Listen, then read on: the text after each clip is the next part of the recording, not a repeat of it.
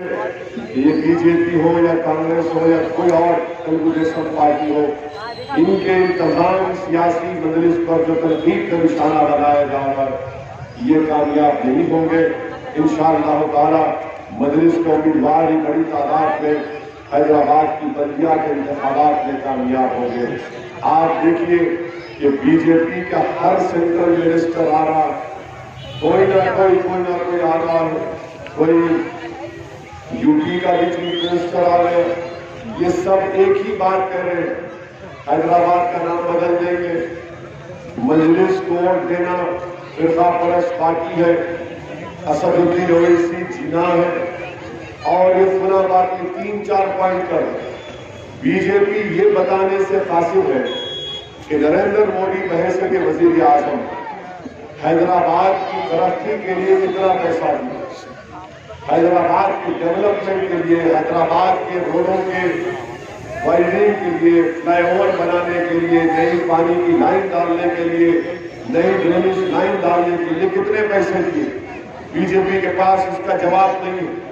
جب حیدرآباد میں 100 سال کے بعد بارش ہوئی اور سیلاب آیا، آج بی جے پی ایک پیسہ نہیں دی حیدرآباد، جو 10,000 روپے کے لیے غریب عوام پریشان تھی، جس کو یہی لوگ جا کر بند کروائے۔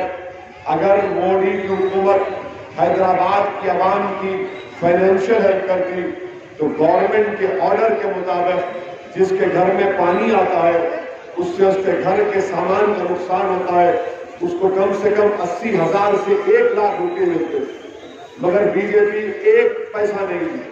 اب اپنی جب ہم ان کے کمزوریوں کو عوام کے درمیان رکھتے ہیں تو بی جے پی کی طرف سے بولا جاتا ہے اسد الدین اویسی جینا ہے، فلاں ہے۔ ارے بھائی، آپ شہر کے لیے کیا کیے بتاؤ نا، اور بلدیہ کے انتخابات میں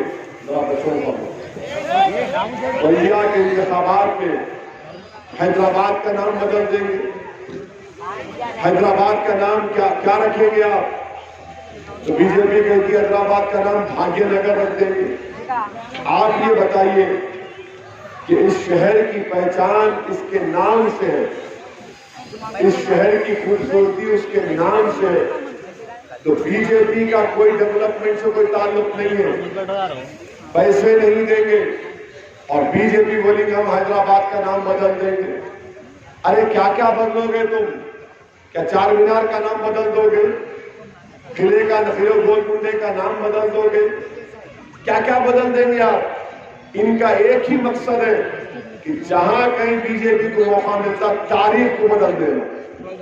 اسی لیے تو بی جے پی کا ایک عقل مند بول دیا کہ تاج محل نہیں ہے، وہ کوئی اور چیز تھی۔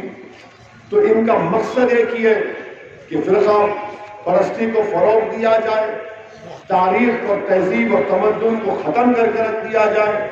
میری آپ سے گزارش اتنی ہے کہ جو حیدرآباد سے محبت کرتا ہے حیدرآبادی، اس کو اپنی تاریخ کو بچانا ہے، اپنی تہذیب کو بچانا ہے، اپنی زبان کو بچانا ہے۔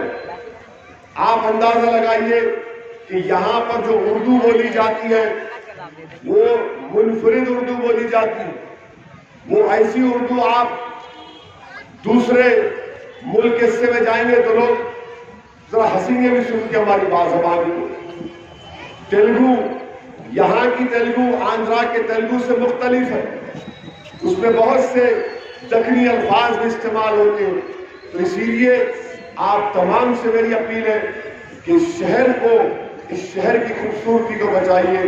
اور 6.5 سال ہوا تلنگانہ بن کر، یہاں پر الحمدللہ کرفیو تو دور کی بات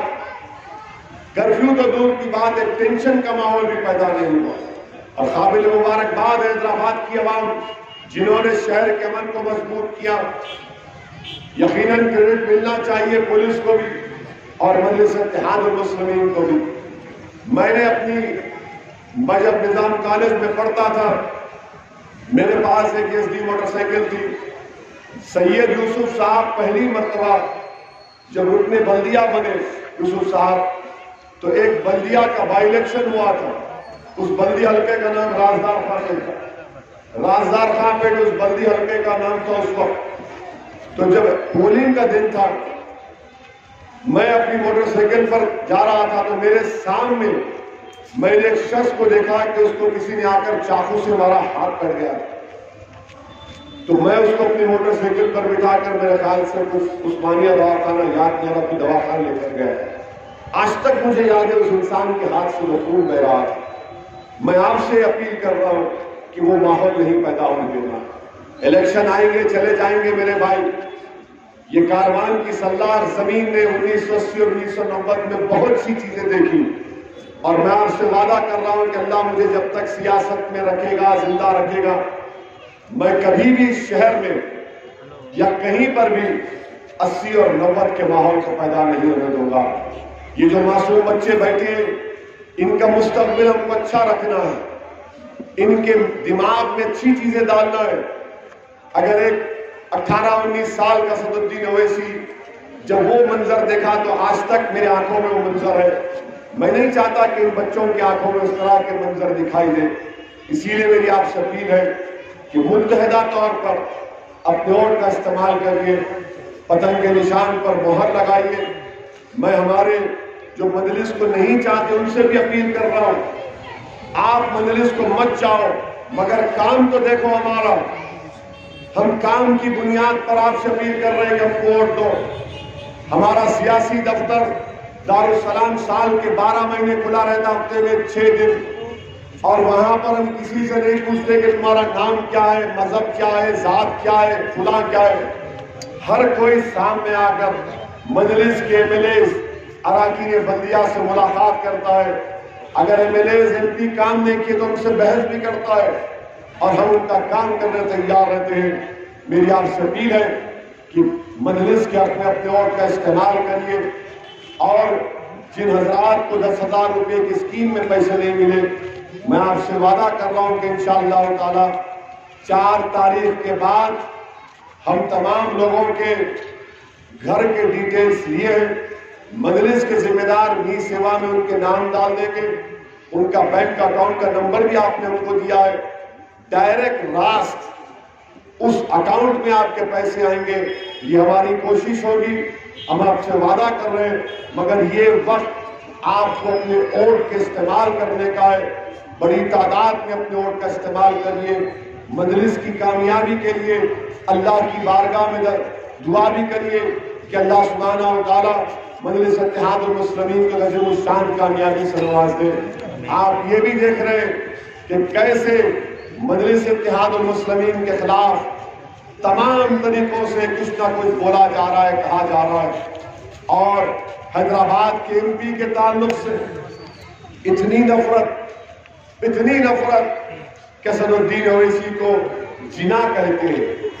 آپ بتائیے میری کیا غلطی ہے؟ اگر میرے مرحوم والد اور میری ماں نے مجھے تعلیم کے زیور سے آراستہ کیا، مجھے قائد نے برطانیہ لندن بھیجا کر 12 لاکھ کی ڈگری حاصل کیا میں پڑھ لکھ کر، تو ان کو تکلیف ہے، ان کو بڑی تکلیف ہے، اور اسی لیے جنا کہتے ہیں۔ آپ بتائیے کہ میں ملک کی جمہوریت کو مضبوط کر رہا ہوں، میری لڑائی انصاف کی ہے، مجلس کی لڑائی انصاف کی ہے، مجلس مظلوم عوام کے ساتھ کھڑے رہتی ہے، چاہے اس کا مذہب کچھ ہو، جو مظلوم ہوگا وہ ہماری آنکھوں میں مضبوط ہوگا۔ یہ مجلس کی ہمیشہ پالیسی رہی، مجلس کبھی فرقہ پرستی کا نہ ساتھ دیا نہ فروغ دیا۔ ہم اپنا حق چاہتے ہیں، ہماری لڑائی حصے داری کی لڑائی ہے، ہم کو ہمارا حصہ ملنا چاہیے۔ ہم اقتدار کو اس لیے حاصل نہیں کرنا چاہتے کہ ہماری نشو و نما ہو یا ہماری مقبولیت میں اضافہ ہو۔ اگر اسد الدین اویسی حیدرآباد کا رکن پارلیمان بن کر بھارت کی لوک سبھا میں جاتا ہے تو وہ عوام کا نمائندہ بن کر جاتا ہے۔ اسی لیے آپ نے دیکھا کہ جب CAA کا کالا قانون نریندر مودی کی حکومت لے کر آئی تو پوری پارلیمنٹ میں اگر کسی نے اس قانون کو کالا قانون قرار دیا، ہمارے ملک کے آئین، سمویدھان اور کانسٹیٹیوشن کے خلاف قرار دے کر اس کو پھاڑ دیا، تو اس کا نام مجلس اتحاد المسلمین تھا۔ اسی لیے مجلس سے مخالفت ہے کہ بی جے پی کے بڑے بڑے لیڈر روز کوئی نہ کوئی آ رہا ہے۔ اب خالی ڈونلڈ ٹرمپ کو بی جے پی لانا باقی، سب آ گئے۔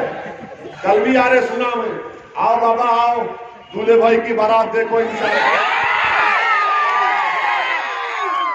हमारे आओ, कोई बात नहीं, हमारी बारात में तुमको बाराती बनना पड़ेगा। ये हमारा शहर है, हमारा शहर रहेगा। यहाँ की रोडें हमारी, यहाँ के चबूतरों पर हम रातों बैठकर अपना वक्त गुजार दिए। आज आप आकर हैदराबाद के एमपी को क्या क्या गालियां बक रहे हैं, अनाप शनाप बक रहे हैं। मुझे पूरा यकीन है कि यहाँ की आवाम आपको जमहूरी तरीके से जवाब देगी और पहली तारीख को जाकर आपको जवाब मिल जाएगा। और इंशाअल्लाह ताला यहाँ पर फिर से नफरत की दीवारों को उठने नहीं देंगे। यहाँ पर घर घर में लड़ाई को उभरने नहीं देंगे। मेरी आपसे गुजारिश है कि मजलिस की कामयाबी के लिए दुआ भी करिए और बड़ी तादाद में अपने वोट का इस्तेमाल करिए। और मैं उम्मीद करता हूँ कि जनाब जाकिर बाखरी साहब को अल्लाह सुब्हानहू व तआला ने कम उम्री में अल्लाह ने उनको बड़ी इज्जत से नवाजा।